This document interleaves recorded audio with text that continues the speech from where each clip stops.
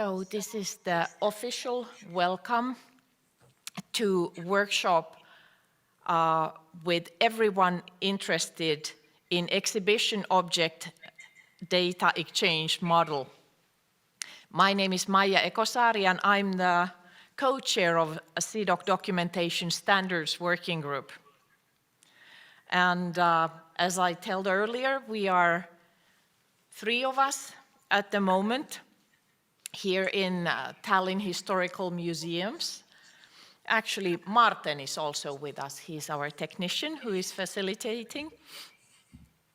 And there will be online presenters, both from Britain and from Berlin.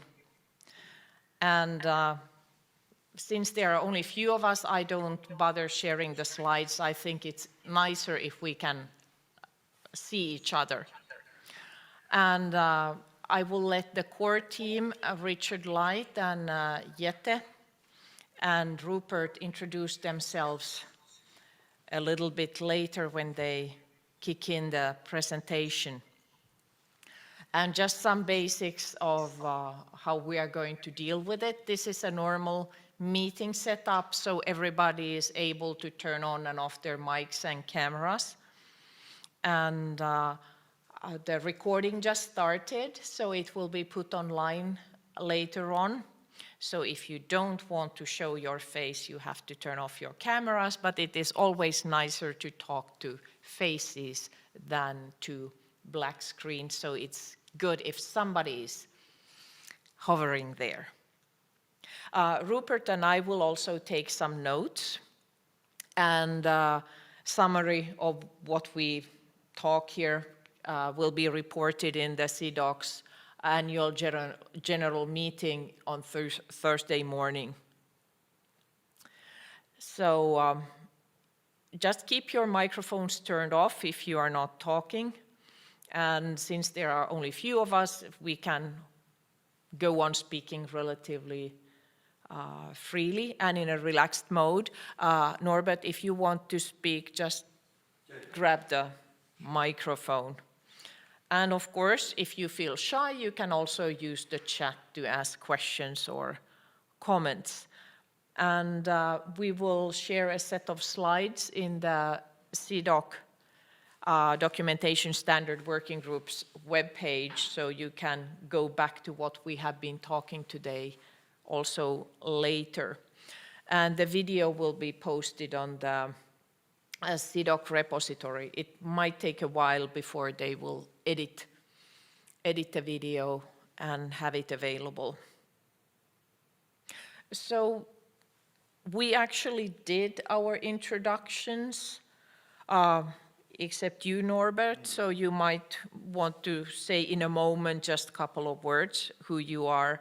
And then I will let Rupert, the Aodem project lead, to tell more about the project and the standard, and then Jette and Richard will show a small demo how we are going to proceed.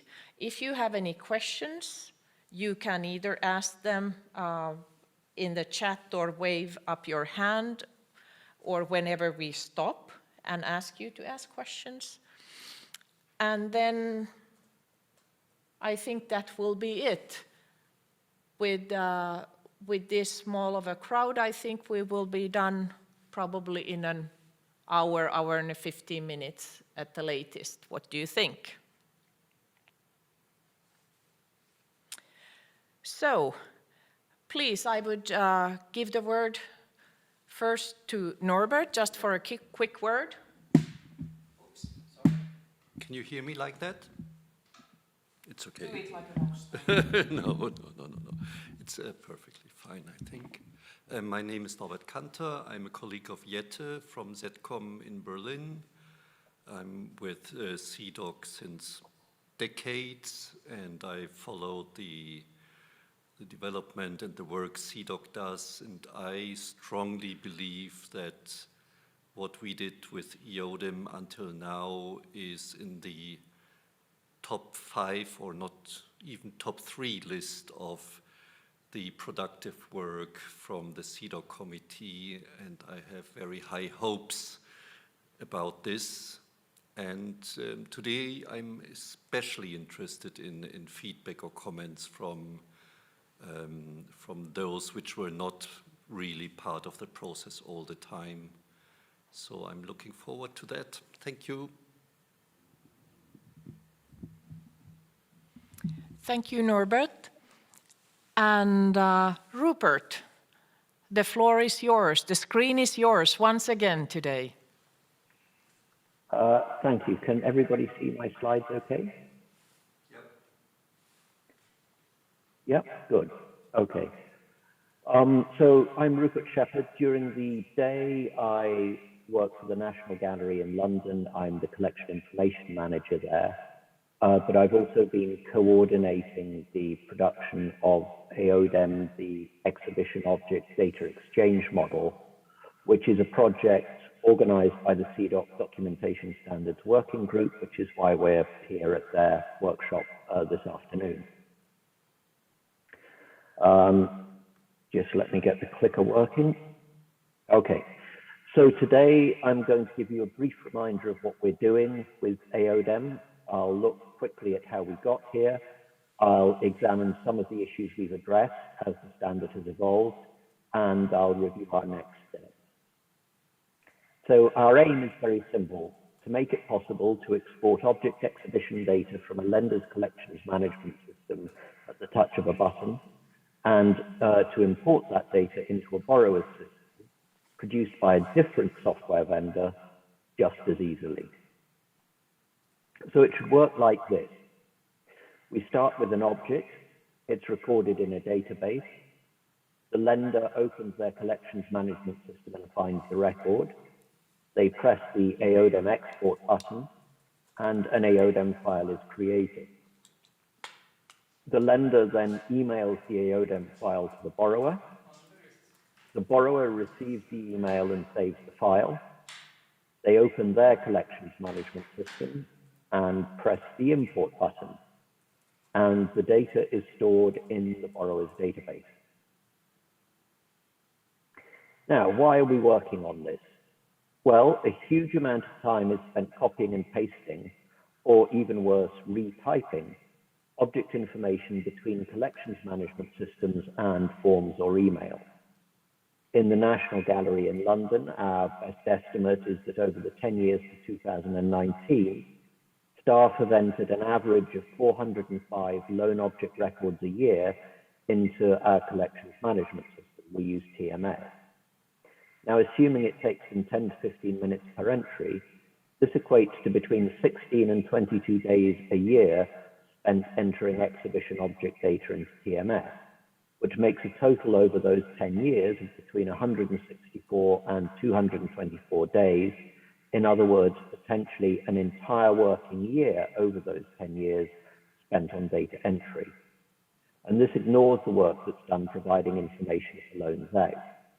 Now, the gallery does have an ambitious exhibitions program, but it's not atypical of large museums. There's also the question of interoperability. Collections Trust currently lists 19 Spectrum partners on its website. The CIDOC Encyclopedia of Museum Practice lists 80 different collections management systems, and that list is very Eurocentric. It doesn't include much from Latin America, Australasia, Oceania, or Asia. Each of those systems has its own internal data structure. They don't speak to each other. The smooth transfer of object data from one database to another has been the holy grail since at least 1990, when the Consortium for Computer Interchange of Museum Information, or CIMI, was founded. Now, there have been recent positive developments in this area. Looking at the UK, for example, there was Art UK's successful data harvesting pilot project. Collection Trust have various initiatives in this area, and UKRI has a massive funding stream under the umbrella towards a national collection. But these all focus on exporting data for presentation and research. They don't tackle the fundamental aim of making collections management systems work with each other. Aodem's aims present a problem that is small enough to be solvable without too much effort. Now, the project evolved during a series of CIDOC conferences. It began with a discussion between Rupert Shepherd, Jonathan Whitson-Cloud, and Norbert Kanter of ZETCOM at the CIDOC Away Day during the 2016 ICOM Triennial at Milan. In Tbilisi in 2017, the CIDOC Documentation Standards Working Group held a workshop with documentalists to identify the units of information that would be needed for an exchange of exhibition data. The following year, 2018, in Heraklion, at a roundtable discussion with various software vendors, we agreed that the project was doable and produced the first draft of the Aodem data profile. The project stalled in 2019, and then, as we reconvened in early 2020, COVID hit, so we've been working as a small group meeting online, including at the 2020 COVID CIDOC conference, where we held another workshop for system developers, discussing some of the potential problems or questions that might arise during the development process. Our regular meetings include representatives from the DSWG and several software vendors. Now, the people on the screen are discussing the standard. Not everybody listed on the screen is implementing it just yet. Other developers receive notes from the meeting. Over the last couple of years, we've been focusing on the creation of a final data profile, comprising a final list of units of information, an agreed data standard with which to encode the data and a file format in which to transfer it, and documentation to support the integration of the standard with software systems. We've already identified several problems which, as a real-world system, Aodem needs to address. For our data standard, we've settled upon CIDOC standard for lightweight information describing objects, LIDO, but we're using the new version, 1.1, released in December 2021. Aodem's needs have informed some of the changes introduced in the new version, which means that if a collections management system can already export or import LIDO data, it's already very close to being able to handle Aodem data too. This decision also chose our file format for us. LIDO uses the long-established and highly flexible extensible markup language, XML. But some of our initial requirements contradicted the original LIDO standard. Luckily, LIDO was in the process of being revised. The draft version of version 1.1 was issued for comment in April 2020, before being formally released in December 2021. Now, we're very grateful to Regina Stein, chair of the LIDO working group, who has been working very closely with us. And the working group have accommodated, as I said, several of our requirements into the new standard. But this does mean that an Aodem record relies upon aspects of LIDO that can only be found in version 1.1. After much discussion, we've settled upon a set of units of information which we feel are useful without being too extensive. There are currently 109 of them, and this is where I add, in large, friendly letters, the words, "Don't panic." If we look at those units in more information in more detail, we find that we can ignore 40 because they're effectively placeholders required by our use of LIDO. But more importantly, only 13 of them are mandatory. If we focus on those mandatory fields, it's important to know that we expect that 7 of these fields will be filled in either with system values or standard values that are applied to every record upon export. The key point is that Aodem works on the principle that anything is better than nothing. And so the only mandatory units of information for an Aodem record, where we actually expect values to be held as dynamic data within the collections management system, are object type, title or name, title type, and in many systems, these may also be a default value that's filled in on export, title language, again, quite possibly a default value, object identifier, and the type of record, whether it represents a single object or a group, and that is mapped to a specific set of identifier keyword pairs on export. If a system can export or import these 7 fields, then it is Aodem compliant. So if a museum can provide 4 pieces of information for an object or for a record, object type, title or name, object ID, and record type, then it can provide a valid Aodem record. Now, obviously, we hope that museums will be able to provide more data and that collections management systems will be able to export or import into more fields, but this is all that's required for an Aodem record. Now, I'd like to talk a bit more about some of the principles we followed when drawing up Aodem. One of these relates to data granularity. If we consider a set of dimensions, say for a painting, which has height and width, 176.5 by 191 centimeters. This can be expressed simply as a string of characters, or it can be broken down into individual fields. Height, value, unit, repeated once for height and once for width, for example. But what if a collections management system doesn't have those granular fields? Aodem won't force the addition of new fields on systems. It will accept an unstructured string. Now, in collections management systems, dimensions are usually broken down into individual fields, but entering data like this is time-consuming, or it may be that users have only been able to cut and paste a string from an older system. But we could think also about names, or something like temperature requirements. The key thing is that many Aodem units of information include both a free text field and a set of structure fields, and the source system will deliver whatever it can. And the developers of the receiving system will decide whether they want to try to parse unstructured strings into separate fields or take them as is. Or indeed, they might want to take structured data and concatenate it into strings. Everything depends on the vendor's individual systems and how much work they want to put into Aodem. Now, obviously, lenders and borrowers will want to incorporate Aodem into their exhibition management workflows. In practice, this means that object data will probably be updated in 3 stages.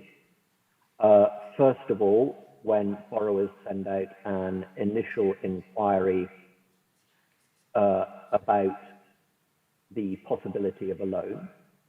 Then when a loan has actually been agreed and the lender has stipulated their conditions.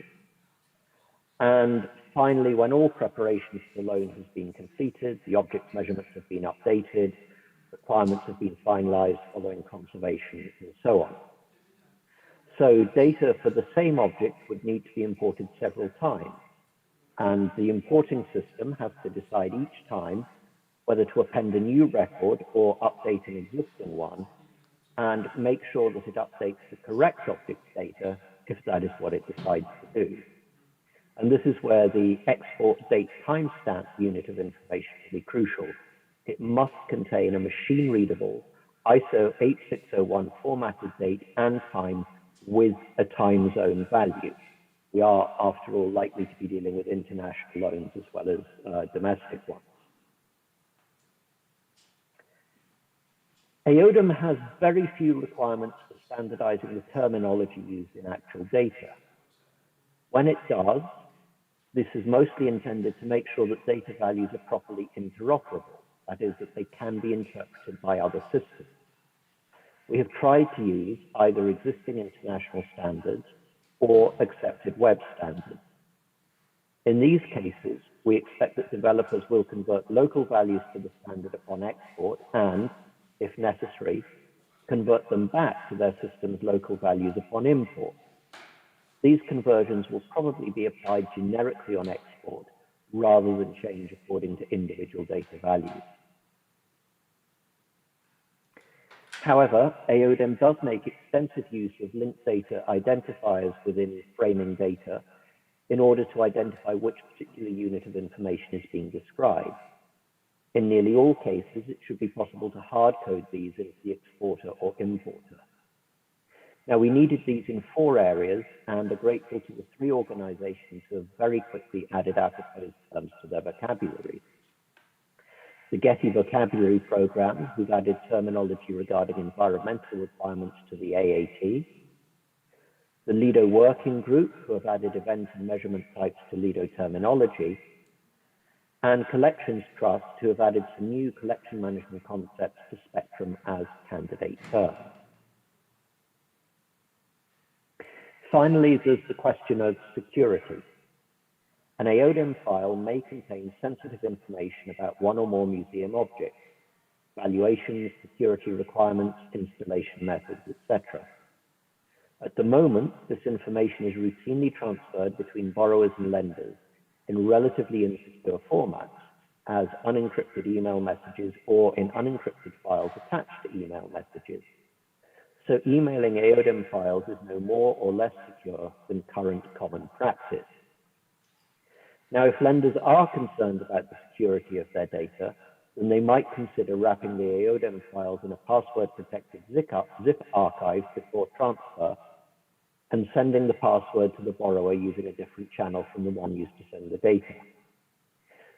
But a key thing to remember is that Aodem importers will not expect to deal with the zip archive.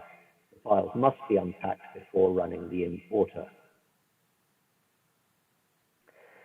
Now, we think that our Aodem specification is far enough developed and sufficiently mature for us to be able to announce at this conference that the current release of the Aodem profile, version 0.08, is a public beta. Software developers now have access to an Aodem XML schema document, a human-readable LIDO profile, a sample record, and an online viewer to preview LIDO records. We can also demonstrate proof of concept importers and exporters for an Aodem record in Museum Plus and modes. And here I'd like to say a particular thank you to Jette Klein-Berning at ZCOM and Richard Light, formerly of the Modes Users Association, who've been doing the bulk of the heavy lifting when it comes to XML processing. Now, we still need to finalize a schematron to work with the latest version of the profile, which will allow for much more granular validation of Aodem files with much richer failure messages. And we also have some sample tools and templates to show developers how to work with a raw XML file, which also need to be updated to match the latest version of the profile. But what's next? Well, the next stage is to test the beta profile by actually trying to develop importers and exporters. And we hope that as many system vendors as possible will do this and will tell us how they get on. So far, we already have 9 software suppliers on board, and all 9 are either developing or planning to develop an Aodem exporter, and 4 are working on an importer too.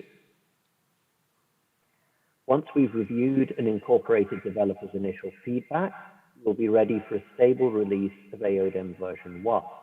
Which we hope to be able to announce this autumn. The 2022 ICOM conference is probably too soon, but the UK's Collections Trust Conference or the European Registrars Conference might be suitable. So what resources are available to help you work with Aodem?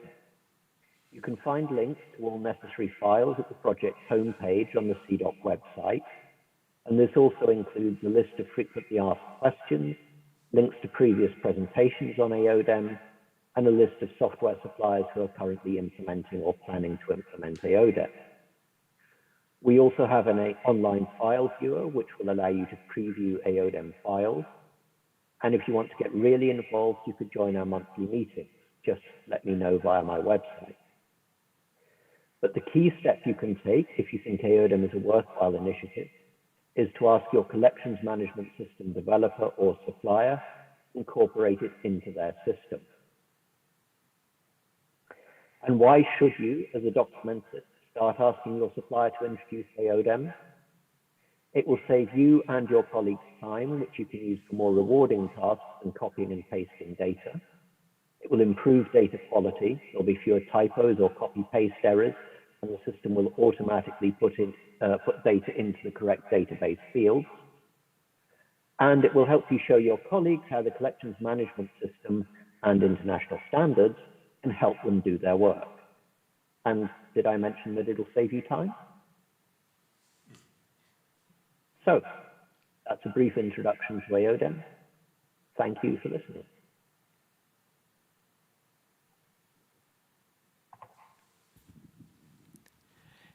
Thank you, Rupert. I noticed that I have been not only muted, but also they turned off the monitor, so I turn on my computer camera, so I'm not a black square there. I wanted to ask Stephanie and Robin, since I don't know you. Rupert brought up some technical issues, some quite technical things we have been working with. Do you want to ask something about them? Because in general, if you are museum people, you don't have to worry about them so much. We have a bunch of software providers working with us who are taking care of the more technical things. But if you want clarification on something, feel free to ask. We don't want to scare you off. That's what I'm saying.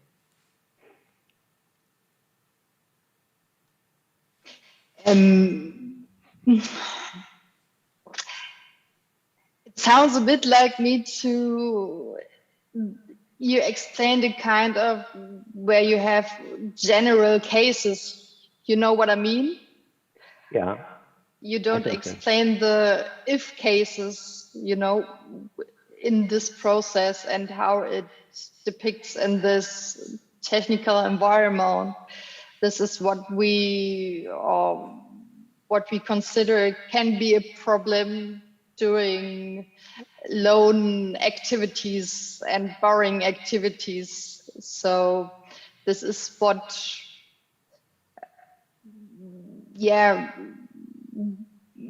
which is always a problem during processes. Sorry, it's so irritating to hear my voice. So I'm sorry. Just keep talking. It's the only way. So I just was wondering, because our institution is not really used to documentation software. We're just starting it. Okay. And especially for the exhibitions or kind of restoration documentation, we're just starting it. So I think it's a good way to bring data together. But I just wondering how practical it is for every institution. You know what I mean? Because I'm the only person who knows something about documentation and the things you have to take in consideration. Because I invented the spectrum here, nobody knows about it. So this was the first time they heard about spectrum and documentation standards. So I just was wondering how practical it can be for someone who's not into documentation software and, you know, harvesting tools and something like this.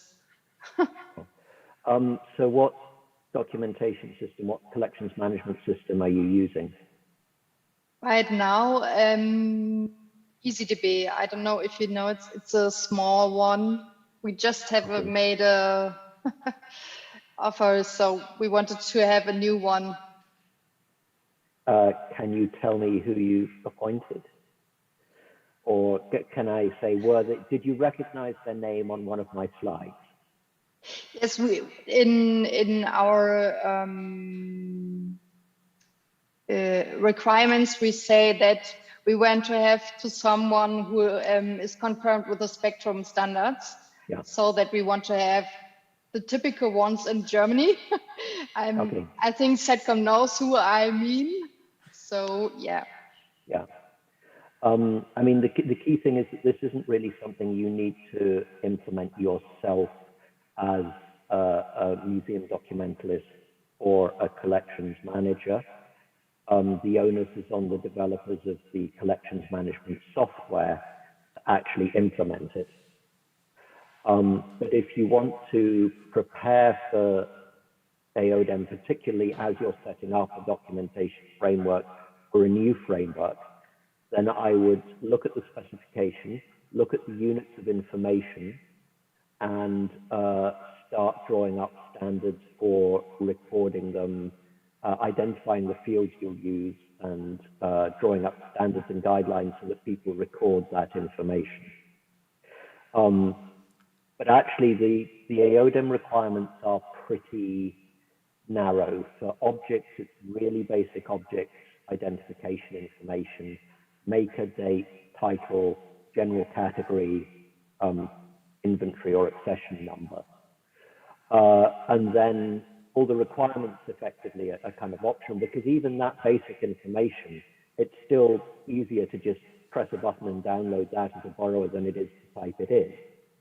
But if you can include the other information as well, quite a lot of it you may only need to record once.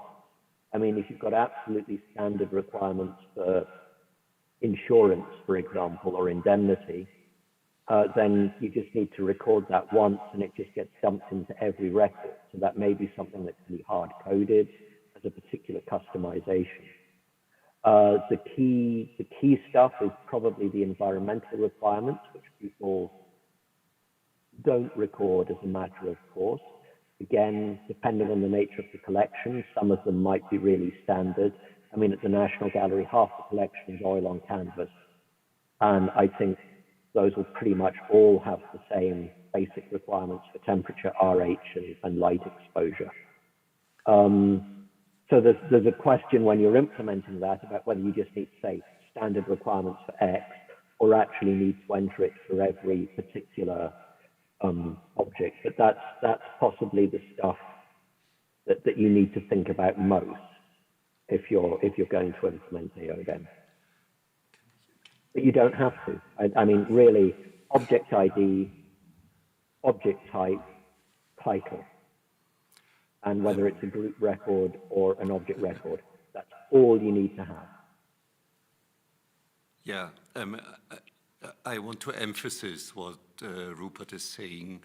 The whole idea was to keep it extremely low barrier and easy for the museums to apply it simply through using their collection management system, which hopefully is going to support Eodem. So the work should have been done already by your provider, by your vendor, and the CIDOC group here, of course. And as you have seen, the minimum requirements are really, really basic to create valid records. So it is not like implementing and using Lido, because there, since it's quite an open standard, you have probably sometimes trouble to do a proper mapping if you want to send your data to an aggregator. This time, let's say the mapping comes with the standard. So you don't have to bother with that at all. So that's the idea. It's just, getting to know it a little bit, and then, of course, promoting it in-house, so the registrars or collection managers actually use it. And then your partner institution would be nice if they use it as well, because that's the whole idea, exchange of data. Okay, thanks.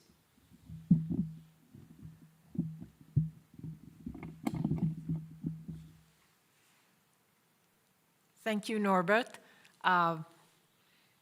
I throw the ball to Rupert, and do you still want to say something, or you want to ask questions, or shall we go to the demo? Me or perhaps Robin, if Robin has any questions. No questions at the moment, thank you. Great. There's just one thing that if the standard is being finalized and our software provider does support Aodem, how tricky would it be to implement it? So if we can fulfill all the units of information, I think we do. Yeah, congratulations. It depends. I mean, Jette and Richard can talk about how long it takes to actually develop an importer or an exporter. I expect there will be an element of configuration required for each installation, and it's very hard to say how long that would take, but it should be comparatively straightforward, I would hope. Maybe I add something there. So this is really depending on the CMS and how, if they implement it and start with it soon. And there is also really the possibility that you do not have to deal with the mapping or configuring it individually if you are using a CMS which really has standardized data structures for those narrow elements that we have. So the most important data structures really are those that are normally not configured or individualized, like the title, the numbers, the IDs. So there is the chance that you don't have to do anything else than asking your software provider to provide the feature to you, hopefully. Sounds great.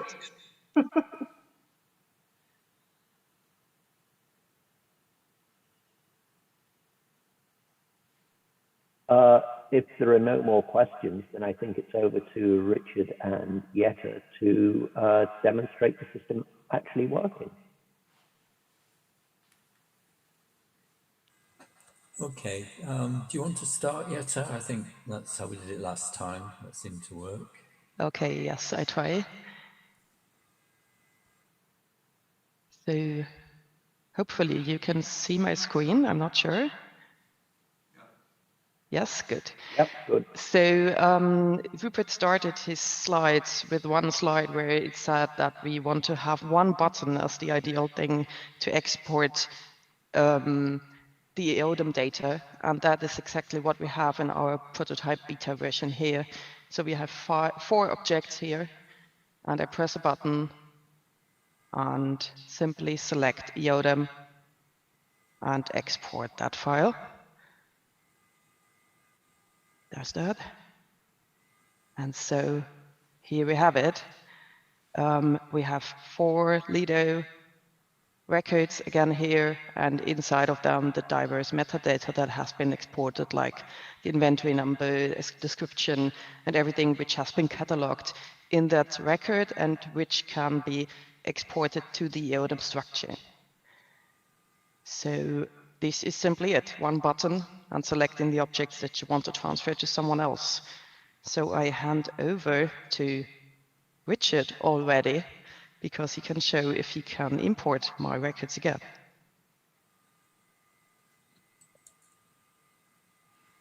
So Jette, when you say you hand over to Richard, you would practically email this file to Richard? Or exactly. How would you? Yeah. Yes. Yes, that's not actually happening in real time. We did that a couple of days ago. Yes. But that is the process. Okay, so here I am with my mode system, and I've received these files from Jette. So I go into the import command in modes, select the file, and there's the file that's come in. So I open that and run the import. And you'll see that 4 records have now been added to the file. So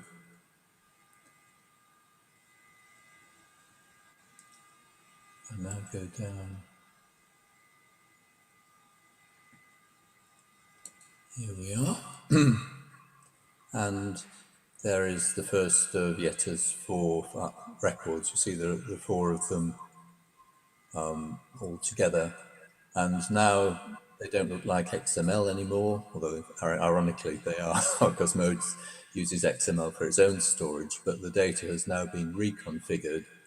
And now just looks like a normal modes record, so it looks broadly similar to the one before it in the file. So, you know, with no work whatsoever, we've now got that complete detailed record in a totally different system. So if I want to return the favor and send a record to Jette, I'm going to pick this record, which is a porcelain group of a tithe pig. And, oh gosh,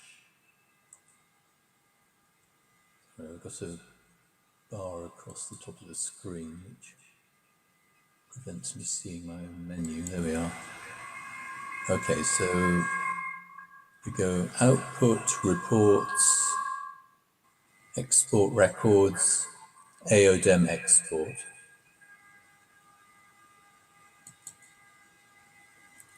I select the current file.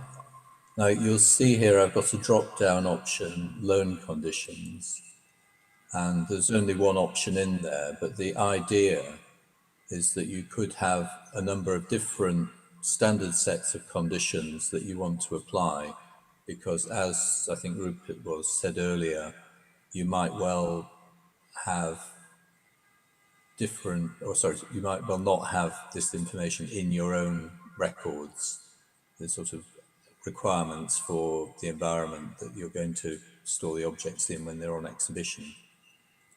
But you can have a number of different sets of conditions and then store them separately from your records, and then just pick the one that applies for this particular export of data, and then generate the output and save it. I'll save it as modes export 2. And then I've got something I can send back to Jette. So if I stop sharing, there we go. Right, over to you again.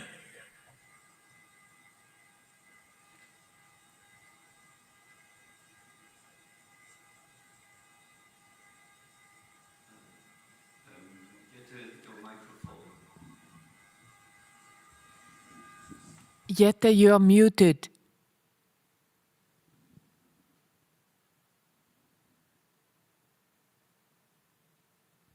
No. Now you should hear me. Yes. Sorry. Yeah. So, okay, I repeat things. So I received the email from Richard in the meantime, and so we go back to the button idea from the beginning. So here I have his file, and I imported it already because I asked him yesterday already about the data, and now I got the updated one. So I use our import module and click on the button import, and it should start in a second. As it's only one record, it should go quite fast.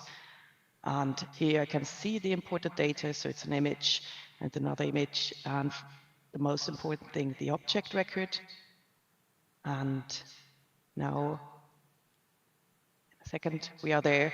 So this is the record that I received with an object title, different inventory numbers, so the original CMS ID and the inventory number, dating, and other things like conditions and material technique and so on. So this is what we received, and we can continue with that record now for our exhibition when it is lent. So it's really the idea of two buttons, one to export and one to import, even if in the background there is a front-end mapping of the fields, but that one would be a standardized mapping, but still it is available and can be edited if by any means needed. Yes. I think actually it's a world premiere, because it has never done before that you can easily, like this, transfer the data from one collection management to a completely different one. I have one question, Jette. When you exported the records and sent it to Richard, there were no images coming with it? Well, yes. So the one part is the XML file, the Lido file, or Eodem file in that case.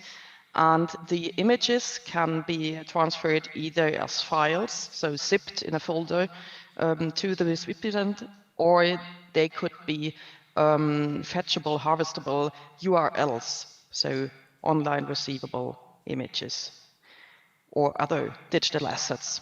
So the images are not part of the Lido file or Aodem file itself, but have to be delivered independently, even if you do not want or cannot provide digital assets at all because you don't have those, and the recipient is happy to get the metadata at least, then you can also deliver it without digital assets, or if there are security issues about getting external digital assets. Okay, and if I import files, I import the Aodem metadata, and then I have to do another import for the images, or is it one process? That's a good point. If in the case of Museum Plus, it's two separate steps. So you have to upload the images once, so create digital assets and then do the import, or even the other way around. But the assigning of the digital assets to the imported records should work directly. So we have the multimedia import module, or you can, even if it's only 4 records, upload them in the digital assets module, and then they are matched to the records. And in fact, each different collections management system will have its own way of dealing with media. So in modes, at the moment they're just held as files on disk, but then linked through to the software BIOS or system settings. So, that's not going to be a standard thing. And as this is a generic process, we tried to separate out the multimedia aspect from the data and just concentrate on the standard for the data. There's no reason why, given that you know where your Aodem file is, the importer knows, therefore, by definition, that it's either got a resolvable URL, which it can probably leave as is, or depending on how you handle remote images, or a file name. So there's no reason, because it knows the folder that those file names are in will be the same as the Aodem document, why it shouldn't trigger the whatever procedures you use to import those media records into the database at the same time as it's running the Aodem metadata importer. It's potentially something that can just be triggered by the Aodem import script to run automatically.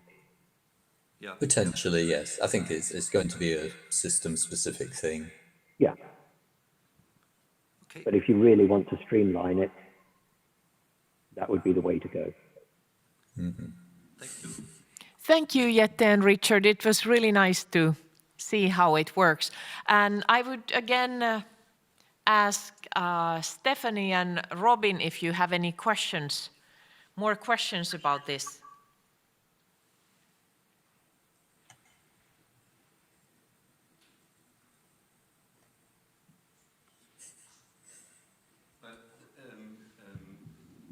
Then I have a question to you, because you are the ones using collection management systems and running your institution and preparing exhibitions.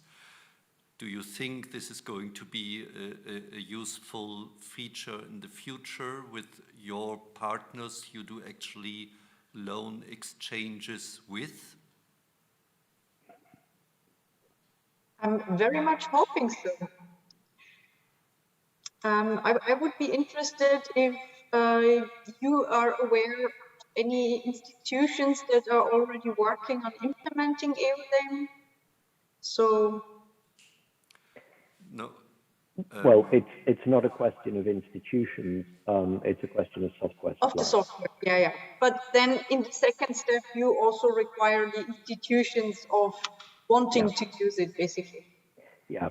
So the first step is to get it into the collections management systems, and the other stage really is down to people who want to use it, is to tell other museums that it's a really good idea and they should make sure they're using it, and obviously to tell every software supplier they meet that it's a really good idea and please can we have it in the system.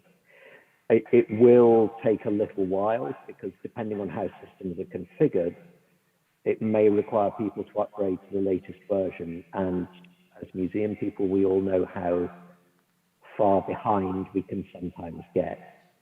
So that is a potential drawback. But if a system's more modular and has sort of pluggable importers, that may not be an issue at all. You know, they just need to build the plugin. Yeah, I think, yeah, I agree totally. And the real use of Eodem will need a certain, you know, a level of participation, let's say. Yeah. I mean, if let's say ZCOM, Museum Plus, TMS, Axiel, if they would be able to have it ready by the end of the year in their standard software release, we potentially cover probably around 6,000 museums worldwide, and many of the big ones as well, which you might collaborate with anyway. But yeah, then again, the updates have to run.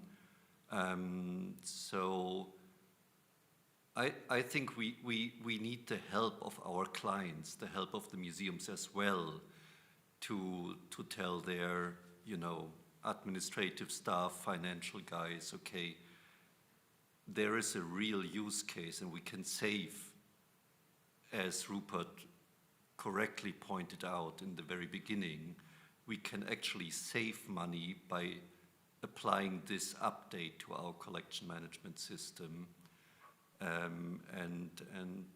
So we by the end of the year, we will have done our part, but then it's also up to the museums to actually implement it and use it.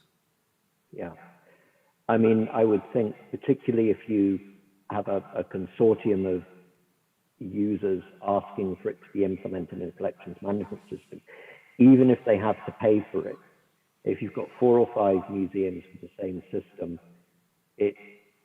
you're potentially paying for itself in a year or two, just in terms of the staff time saved. So I mean, there's absolutely, that year's work over 10 years, there's no way it's going to cost that much to actually implement unless someone is really taking the mickey, in which case you probably need to change supplier. No, absolutely. In our case, if you are already a Museum Plus client and you just get the newest update, minimal configuration. So this is, I don't know yet, we haven't talked about this, but maybe it's 1 day of services required. Maybe it's 2 days, but not more, since it's a standard. There will be no individual configuration.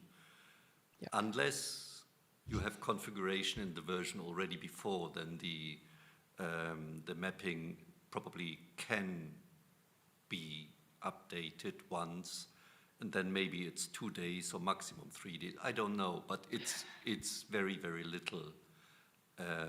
And we won't charge a license for it, so it will be part of our standard license. Because we want people to use it, so we will keep the financial impact as low as possible. Yeah, I can fully confirm that. So it's really not more days than Norbert said, and even the individualization may be limited to a very few cases, because it's really about main data of an object. So the object title, the object date, material technique. These are places and data structures which are not usually individualized so much. So the main data may still be exported with a standardized export. And the only thing that you need to think about if you want to have a standard loan condition statement or something like that, so that you can export that one. But the rest is really standardized and can be set up by us and then used directly after.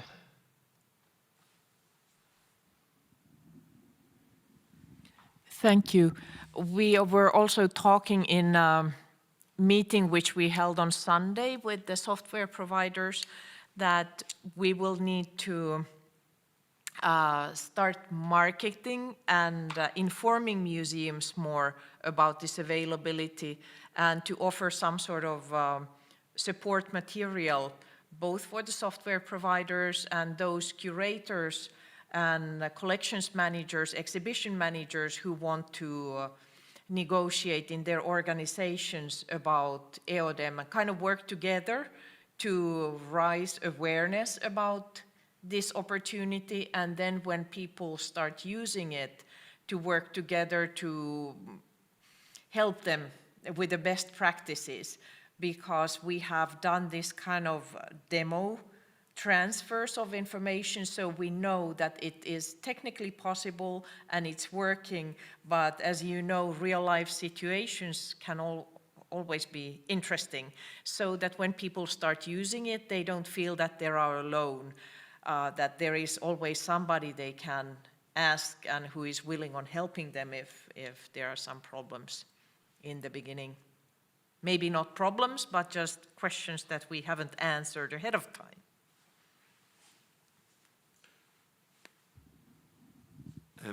I have another question. I mean, you mentioned marketing, and I agree this is something we have to do as much as possible within the community. And probably this is a question mainly for Rupert and Richard.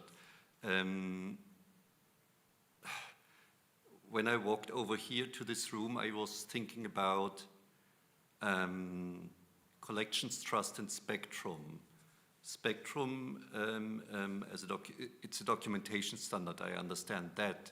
It doesn't actually say anything about it's required or incentivized to use a number of standards, except Spectrum itself.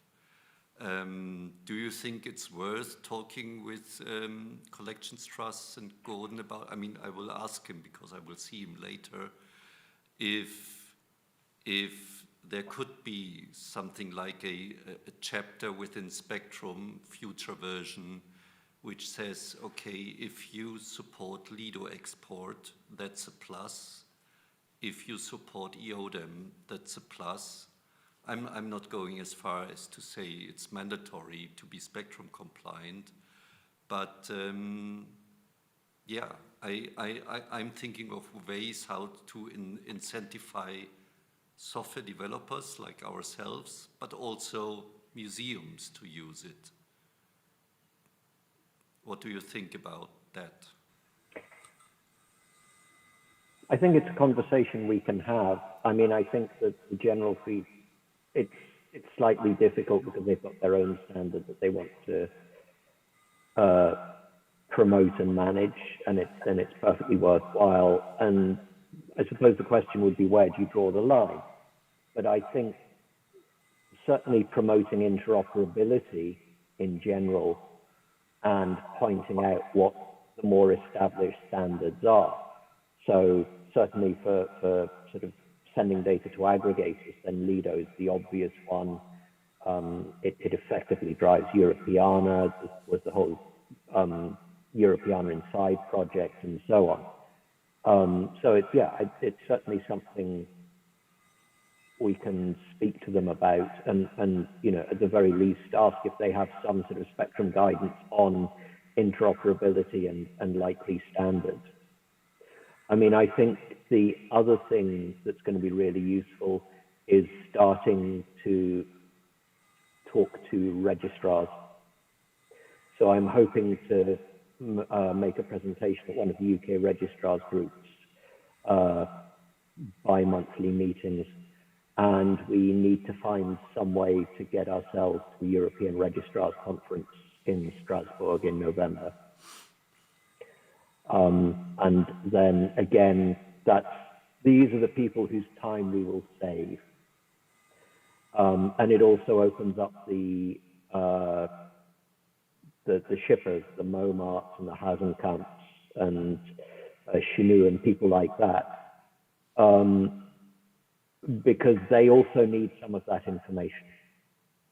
They need the dimensions, they'll want to know the courier requirements, they might want to know about the object checking.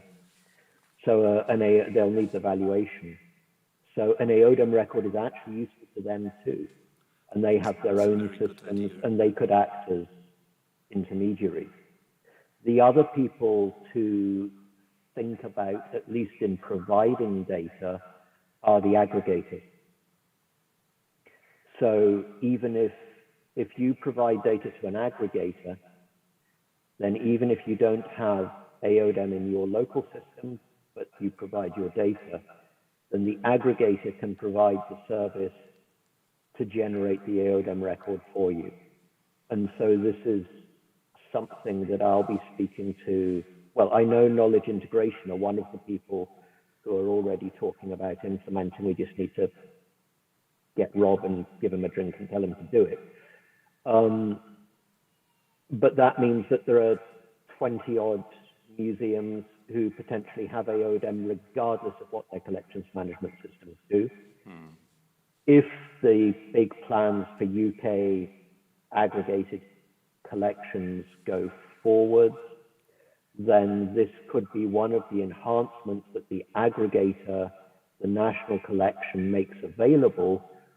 And it's another incentive for people to get their data up into the system. That, you know, regardless of what they have, even if their data is just in a spreadsheet, and that's the kind of material they're talking about importing into the aggregator, then the aggregator can provide an Aodem record on their behalf. Yeah, so I think the shippers and insurers, that's a very good idea. I haven't thought about this, to be honest. The aggregators is kind of a fallback position if we don't get the vendors to implement it. Yeah, but I think the thing to remember, certainly, and this is really based on UK conversations, but there are an awful lot of museums that don't even run to modes. You know, it really is a spreadsheet, and those are the people that UK projects are hoping to recruit and serve. And they don't need to worry about us. I mean, we'll provide data to an aggregator regardless, and we'll probably, you know, we'll find a way to get Aodem working either through TMS or through the SIM. But if you've just got a spreadsheet, I mean, you really don't know what to do. And so those are the people that they're hoping to target, and those are the people who would need it most. Yeah. Okay, thank you.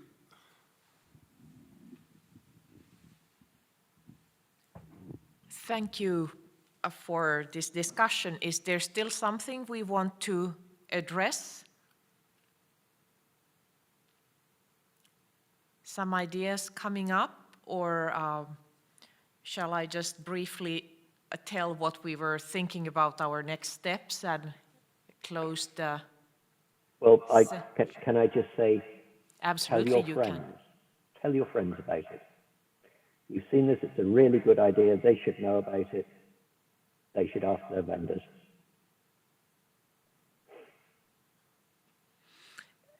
Good. So thank you, Stephanie and Robin, being here and giving us feedback and some ideas and speeding up the conversation with us, and Jette and Richard for the demos, Rupert for the basic introduction, and Norbert for the software provider's perspective. What we are going to do next is we have the monthly technical meetings. The next one is sometime in June. And then we will bring all the discussions we have had here in the conference and around this time, and make some sort of implementation strategy and a marketing strategy, how we are going to go ahead with this one. From our web pages, through the CIDOC web pages, you will find basic information about the project and what is going on. And you can also tell your software providers to take a look at there, because there is also more technical stuff which museum people don't really need to worry about, but the software providers will probably find useful. And like Rupert said, we are going to talk more about this in both in Britain in the Collections Trust Conference and trying to get into the Registrars Conference. And then hopefully have a good solid plan for the fall also, and start maybe piloting some of the exhibition exchanges next year, early next year. Do you think it's doable? Rupert, Richard? I think so. I think if the bigger developers now, do start work now that it's a beta, then we can proceed quite quickly. Richard? Yes, no, there was an issue, I think, of it being a moving target, which I think caused some participants to hold off from being too energetic, let's say, in their development work, but there should be nothing stopping them now, so yeah. Well, that's good to hear. Nothing stopping them now. So then we have been keeping all of you long into the afternoon. At least it's 5:15 in Tallinn. Tea time here. So I will just say a big thanks to everybody, and you will find our contact information from the web pages. Do write us or send a message and ask questions if you have any considerations. And that is the main information channel we have, the CIDOC documentation standards pages, where Aodem project has its own information. So if you don't find your questions answered there, then write to us. Thank you. Thank you, everybody. Bye-bye. Bye. Thank you.